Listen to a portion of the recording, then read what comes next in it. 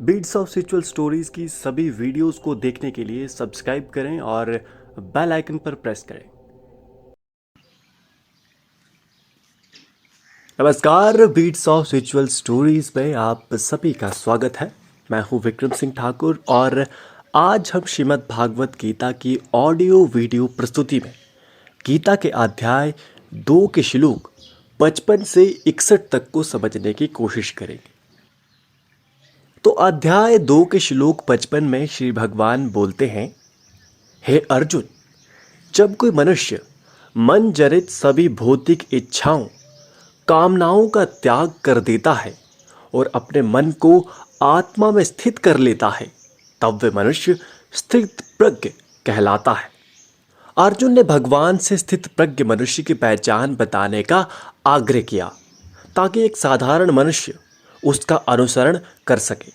इस प्रश्न के उत्तर में भगवान ने अर्जुन को एक स्थित प्रज्ञ मनुष्य की पहचान बताना शुरू किया। उन्होंने कहा कि कोई ऐसा मनुष्य जो भौतिक कामनाओं को और वासनाओं में नहीं उलझता है और अपनी आत्मा में स्थित रहकर सदा संतुष्ट होता है, वैसे मनुष्य को स्थित प्रज्ञ समझना चाहिए।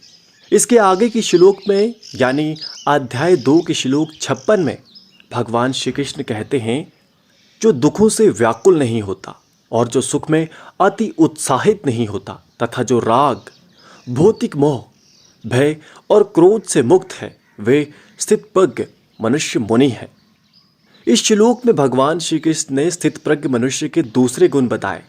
भगवान ने कहा कि जब कोई मनुष्य ऐसा हो जो ना दुख में व्याकुल होता हो और ना सुख में अति उत्साहित होता हो, उसे ही स्थित प्रज्ञ जानना चाहिए।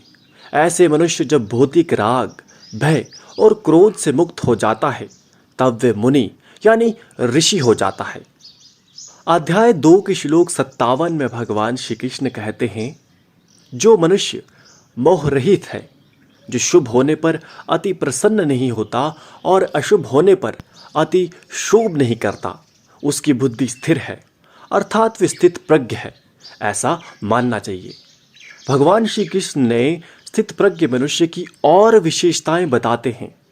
भगवान ने कहा कि जो मनुष्य अच्छे और बुरे दोनों से अप्रभावित रहता है, जो अच्छे समय में ना बहुत प्रसन्न होता है और ना बुरे समय में बहुत दुखी, उस मनुष्य को स्थित प्रज्ञ और ज्ञानी समझना चाहिए। अध्याय 2 के श्लोक 58 में भगवान श्री कृष्ण कहते हैं, जो मनुष्य अपने अंगों को भौतिक कामनाओं से वैसे ही समेट लेता है और आत्मा में स्थित हो जाता है, जैसे एक कछुआ अपने अंगों को समेटकर अपने कवच में स्थित हो जाता है, वे स्थित प्रज्ञ है, ऐसा मानना चाहिए। भगवान श्री कृष्ण अर्जुन को एक स्थित प्रज्ञ मनुष्य की और गुण बताते हैं।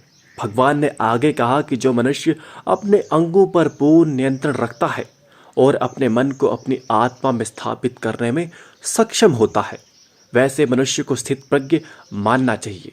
श्री कृष्ण ने कछुए का उदाहरण दिया। कछुआ आवश्यकता पड़ने पर अपनी भुजाओं को समेटकर अपने प्रकोष्ठ में स्थित हो जाता है और भारी प्रभाव से एकदम मुक्त हो जाता है। वैसे ही एक स्थित प्रज्ञ मनुष्य अपने अंगों को समेटकर अपनी आत्मा में स्थित हो जाता है।